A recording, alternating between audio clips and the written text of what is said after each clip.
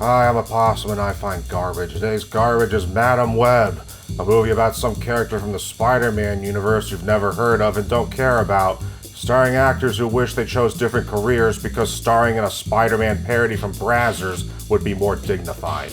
I have no idea who Madam Web is and neither do you. I've never even heard of her before this movie came out. So I don't know if this movie is at all accurate to whatever her backstory is, and I don't care. I know she's from the Spider-Man comics, but I'm not sure if this movie has anything to do with any existing Spider-Man movies or spin-offs. I know it has nothing to do with the MCU because this movie was made by Sony and not Disney or Marvel Studios or whatever, but Sony also made Venom and Morbius. So is it set in the universe of those movies? Or any of these movies set in the same universe as Sony's Amazing Spider-Man series?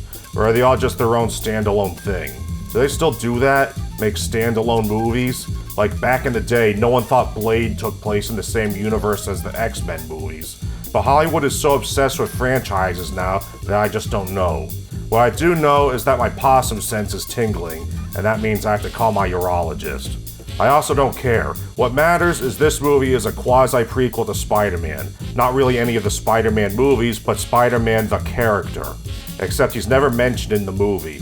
In fact, the movie seems to go out of its way to avoid saying the names Peter Parker and Aunt May.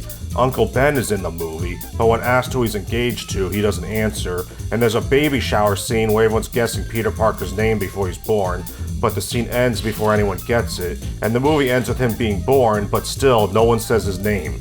Did Sony lose the rights to the characters, but not the franchise itself, and this was their way of getting around that? Just don't call them by their names and it's fine? Is that how messed up copyright laws have gotten? Or was this all just a really baffling creative decision? Like the decision to make a movie about a villain no one cares about. Twice. It should come as no surprise that Madam Web is flopping hard, and those are two words you never want to hear in the bedroom or in the boardroom. I saw this movie at 5:30 p.m. on a Friday the opening week, and there were maybe 8 other people in the theater with me. They spent $80 million on this 2-hour Pepsi commercial no one's watching. Speaking of Pepsi, this is something I also said about the Emoji Movie, which was also made by Sony. Most studios will put product placements in a movie to help pay for the production, but Sony makes movies specifically to put product placements in them. Madam Web might as well be called Pepsi the Movie. It even ends with the main bad guy getting crushed by the Pepsi logo. I'm not kidding, that actually happens in the movie. A Pepsi advertisement falls off a roof and crushes him. Did PepsiCo pay to have their product associated with a man's death? Since none of you are going to see it, I'm just going to explain what happens. The movie starts in 1973 with the mother of our protagonist, Constance Webb, in the jungles of Peru, looking for a magic spider with magical healing powers, and she's pregnant. There's a bunch of clunky expositional dialogue when her partner, Ezekiel, comes walking up. She says something like, "We're this close to finding the spider. Don't you know that the spider has the potential to revolutionize medical science or whatever?" They couldn't just let us find out why the spider is so important later. They have to spell it out like they think we're stupid. And if you watch this movie, you are. I do this for a living. What's your excuse? So she finds the spider, but then Zeke says something like, "I've been looking for the spider for years," because they're not done with the bad expositional dialogue yet, and he shoots her and steals the spider. And then these tribal guys who worship the magic spiders and have Spider-Man powers show up, and then they don't go after Zeke or anything, they just let him get away while one of them carries Constance to a cave, puts her in a magic pool, and makes sure the magic spiders bite her, and then she gives birth to our protagonist, Cassandra. The tribal guy, who happens to speak perfect English, says he'll be there for Cassandra when she eventually comes back seeking answers or whatever, then Constance dies. Good for her. 30 years later, in 2003, the now fully grown Cassandra works as an EMT in New York City. I guess those tribal guys just mailed her back to the US or something. One day, after nearly drowning while trying to rescue someone, her dormant powers are awakened and she eventually realizes that she can see a few minutes into the future. I guess she got future-sensing powers because her mom got bit by the magic spider while she was pregnant with her, but she doesn't have any of the other Spider-Man powers for some reason. Again, I don't know anything about this character outside of what happens in this movie. So if you're one of those people who knows all about the deep lore of such an iconic and movie-worthy character as Madam Web, leave a comment below, and subscribe and support me on Patreon while you're at it. So while that's going on, Zeke, who's rich now, has nightmares about these 3 women killing him, and he's convinced he's seeing the future, so he uses stolen NSA technology to track down those 3 women when they're still teenage girls named so-and-so, what's-her-face, and the other one, and they all happen to be at the subway station at the same time. How convenient. Yeah, so even though Zeke has only ever seen these women in his dreams, it doesn't have photos of them, and they were wearing masks in his dreams, he somehow manages to use NSA facial recognition software to track them down. Did he upload his dream to a computer with 2003 technology? Cassandra gets on the subway and sees a guy playing a PSP. Now, Sony is notorious for putting their own products in their movies, but it's a PSP. This movie takes place in 2003, so he could have just been playing a Game Boy Advance, or he could have just been reading a book or doing literally anything else. But Sony felt the need to promote a product they don't even sell anymore. Anyway, Cassandra has a future vision of Zeke killing these 3 girls, so she gets them to follow her off the train. Then Zeke puts on his evil Spider-Man outfit and a chase ensues. Cassandra steals a taxi cab and they escape, and she turns on the radio and hears on the news that she's now a suspect in the kidnapping of these 3 girls, because somehow that made it to the news in a matter of minutes, and no one on the subway saw them running from a guy who was crawling on the ceiling and beating up cops. So Cassandra ends up having to protect these 3 teenage girls from a bad guy who's trying to track them down and kill them because he sees them killing him in the future in his dreams. So Zeke is basically lame Terminator, trying to kill someone to change the future, and that makes Cassandra kind of like Kyle Reese. Except instead of being a trained soldier who knows what's going on, she just kind of bumbles around and only ends up saving these girls because she just happened to be in the right place at the right time, and after she saves them, she wants nothing to do with them. The first thing she does after saving the girls is she tells them to get out of the cab she stole during their getaway, but then she realizes she needs them around because they're the only ones who know what happened after she hears on the radio that she's a suspect in their kidnapping. And then later, she says she wants to drop them off at their respective houses and let their parents deal with the superpowered homicidal maniac. But she can't because, conveniently, none of their parents are in town at the moment. So we have lame Terminator and lame Kyle Reese fighting for control of a future neither of them really understand. Cassandra doesn't even know why Zeke is trying to kill the girls, and doesn't even really know who he is at this point, only that she got a future vision of him killing them. As far as she knows, she has no personal stake.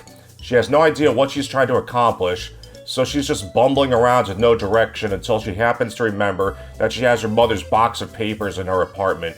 And I guess even though she's been keeping it for the past 30 years, she never really read any of it, because she was too busy spending her 20s playing with Tamagotchis.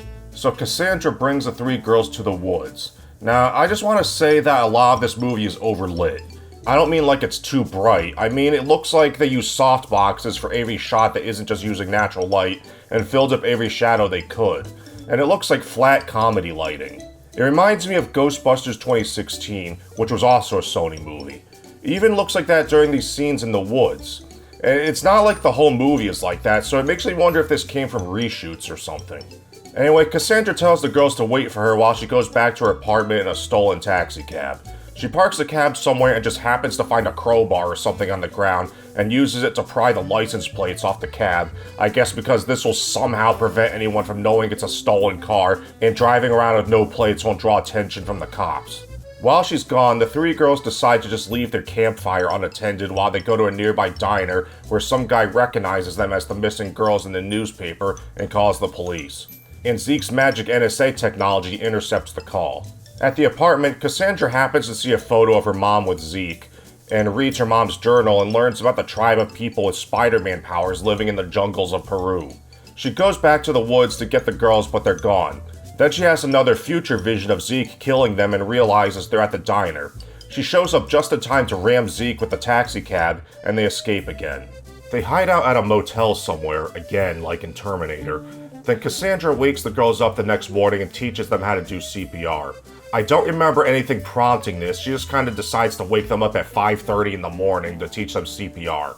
One of the girls says, "You're a good teacher," and Cassandra replies, "Yeah, but I've also been learning," and that's the screenplay's clunky way of segueing into Cassandra telling them she read her mom's papers and found out she needs to go to Peru to meet the tribal dudes for some reason, and that she'll be gone for a week.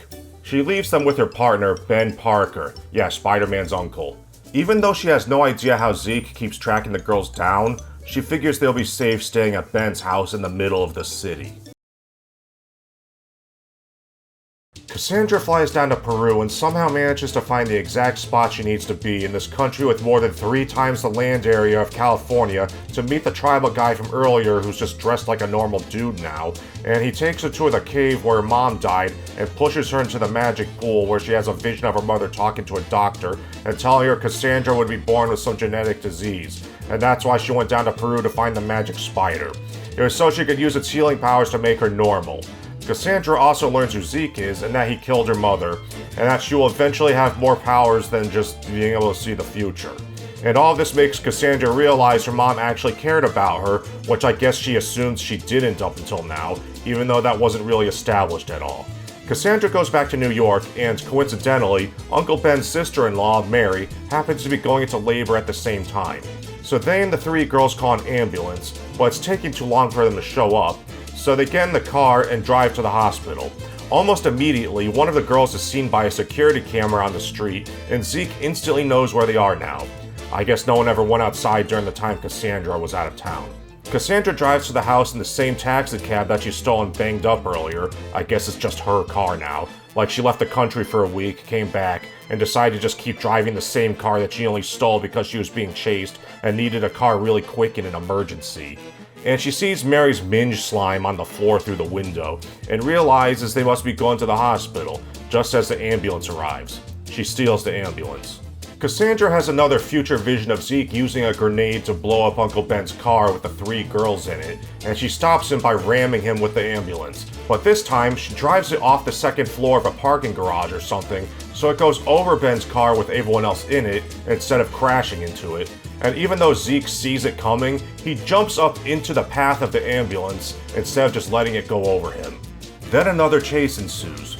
Cassandra uses the ambulance radio to call a helicopter, then they run into a warehouse full of fireworks and start putting road flares in the crates to make them blow up when Zeke arrives.